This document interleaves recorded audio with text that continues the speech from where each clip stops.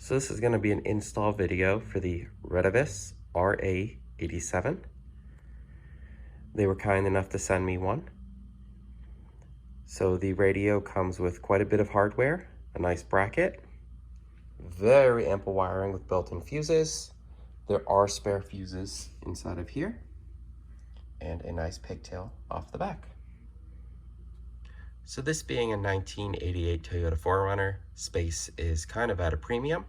So we're going to be installing it over on the right side of the center console over here and wiring it into a bunch of existing auxiliary wiring that is a mix of mine and the previous owner. Now, to minimize the amount of screw holes that I put into this vehicle, because the plastic is getting a bit old and brittle, instead of using the amply provided screws, we're going to be using 3M double-sided tape. I've had very good luck with this, surviving all sorts of weather, bumps, you name it, it just doesn't let go. So taking a quick look at the metal mounting bracket, it seems to be quite high quality. It feels like it is solid steel, bent, not welded, which is always a nice bonus. But keep in mind, it is directional. You're going to want the little slot to be on the back side of the radio so that you can adjust the tilt the way that you prefer. And we're going to be mounting it right over here at an angle. Now, this being a 1988 Toyota 4Runner, space is tight. I can't stick it down here because the radio is going to interfere with the glove box opening. I don't really want to stick it over here because my leg is going to bounce off of it. So I think we're going to be mounting it nice and high front and center. Normally, I would recommend using the provided hardware, which they were very nice enough to provide quite a bit of hardware for this setup. To mount this mounting bracket, which does appear to be solid steel, it is precision bent. The bends are just about darn on 90 degrees. The bracket is directional. Put the slots towards the back side of the radio so you can tilt it properly. Now, I would have liked to have used the provided hardware to mount it to my dash, but unfortunately, the plastic of my dash being old and brittle, I'm going to be unable to do that.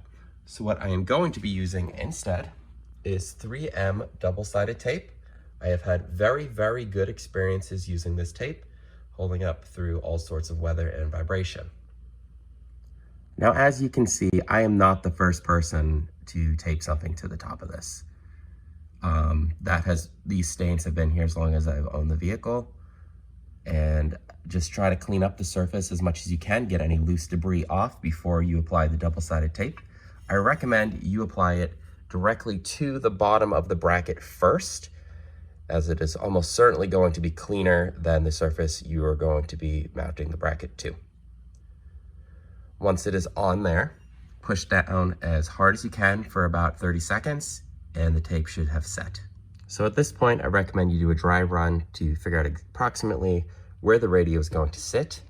I'm liking mine offset a little bit to the right, which will give me a little bit more space here to put an inclinometer or some other device later. And at this point in time, I'm planning on mounting the hand unit right here on the right of the speedometer cluster. Next, you're going to take these 4 matching, nicely black painted screws.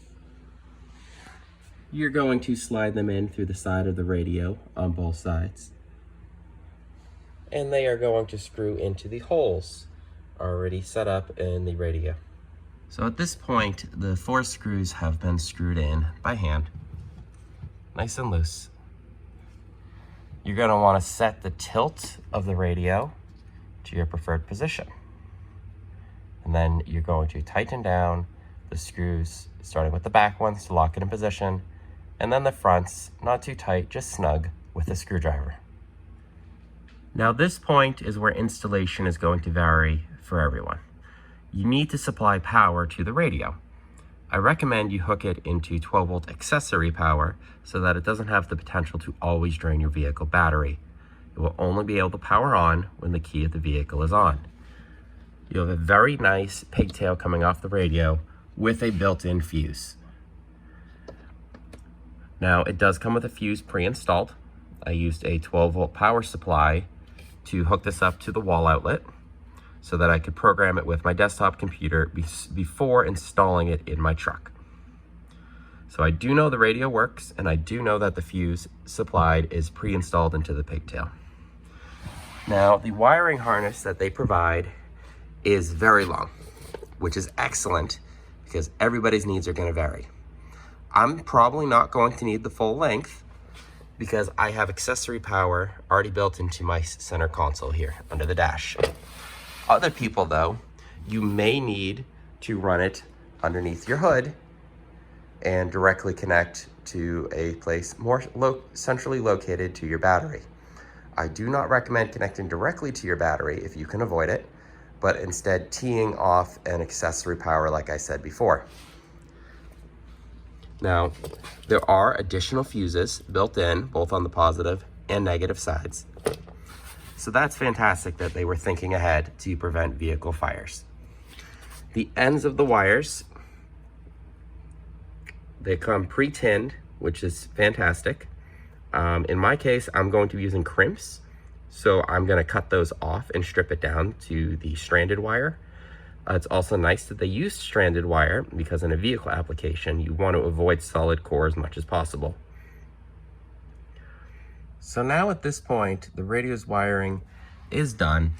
To avoid drilling into my old dash, I ran the wiring down the side, through the trim, underneath where you can't see it, up into the back, and wired into the rest of my auxiliary wiring. Now at this point, we're going to apply power to the vehicle. Let's turn it to auxiliary. And it fired right up. Now it does have a speaker on top, which is very loud. And we're gonna turn this off because my battery voltage is rather low right now. Now attaching the handheld portions bracket is very straightforward. Comes with double-sided foam, super sticky, just stick it on and go.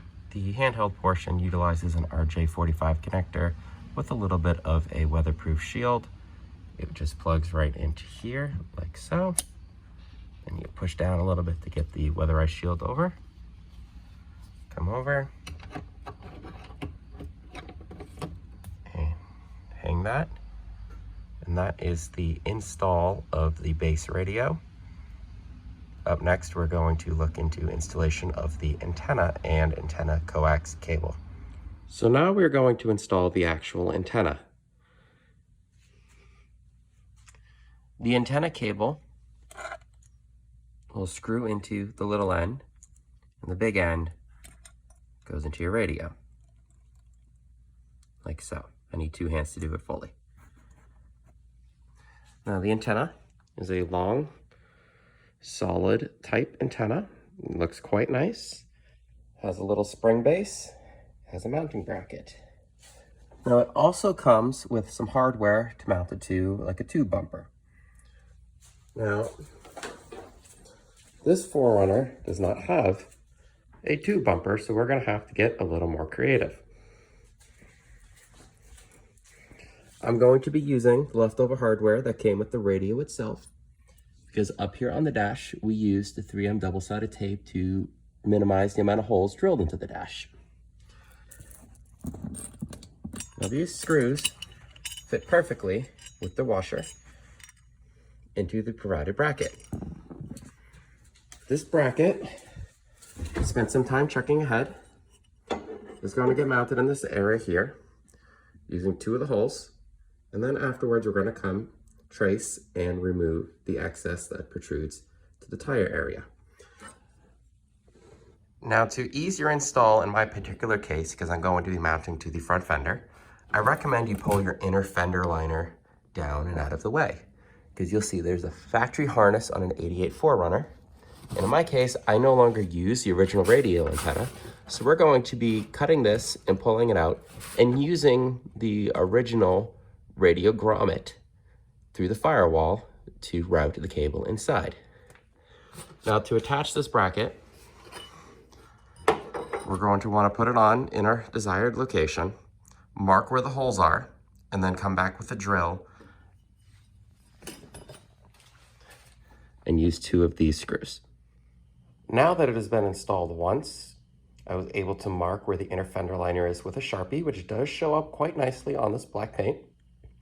And I'm going to take a grinder and I'm going to cut everywhere where that Sharpie is off so that it no longer protrudes into my wheel well area. So at this point, the bracket has been cut down to the proper size. I have also found out that it is actually aluminum, not steel. I'm going to be getting some black touch-up paint soon to make this look a little bit prettier, because doing it with a hand grinder is never fun. Always wear your proper protection. So at this point, we're ready to install it in place. I will take it off later to repaint it, don't worry about that. It no longer protrudes into the wheel area, and we can continue our install. So at this point, we have the bracket installed. We're only going to be using 2 screws because it's not flush back there. 2 seems perfectly fine. I can reef on it, it doesn't move at all. On the back side in here, right behind this lip, right here, this lip, I did use the 2 nuts that came with the screws. And if you use the proper sized drill bit, which in this case is a 5/32, these screws will also thread into your sheet metal quite nicely on their own.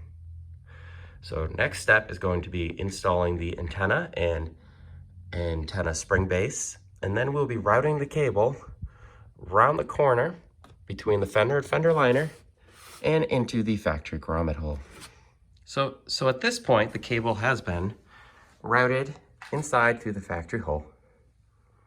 The base is installed. I recommend using an adjustable wrench. It is a very large nut. And I have routed it through the firewall, through the hole, pulled it into the inside, and we will route it up along with the other wires to the top of the dash where the radio will be residing. But next, we're going to be installing the antenna itself on the base, which is a very easy process that you can even do with just one hand. Lay it on the base and just keep screwing it on until it gets snug, and just snug it up. Don't over tighten it. And that is all. As you can see, it sticks up quite far. It's about a 4-foot antenna base, which I'm hoping is going to lead to very good reception. Now, as touched upon earlier, the antenna base is this size, and the antenna plug is a full size on the radio. So it comes with this nice little adapter, which makes routing this cable through your firewall super easy because it's barely wider than the width of the cable itself. You don't have to have approximately a 1-inch hole through your firewall. So we're going to screw them together, screw it into the radio, reattach the radio with the provided screws, and plug the radio's pigtail back in. Now at this point, the radio is fully installed with the antenna. The antenna cable comes out the back, runs along the dash like all my other wiring, down the crevice, and into the cavity where the bulkhead hole is. I will be wrapping up the rest of the cable nice and neat inside the cavity where it has a plastic cover. This is a much longer cable than I needed, but for other people's installs, this extra cable is going to be very helpful. So using a handheld walkie-talkie, I have been able to confirm that the radio does in fact work, and I will show you by transmitting a radio. Test, test. It turning red in my case means that it is receiving signal. I will be doing a review of the distance and power at a later date.